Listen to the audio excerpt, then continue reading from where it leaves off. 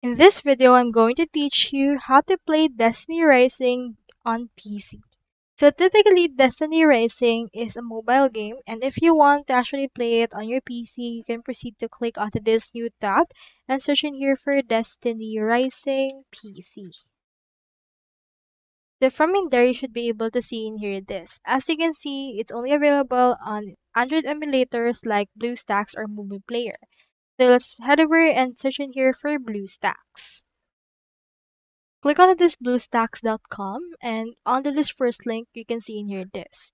You can proceed to search in here for Destiny Racing if they actually support it.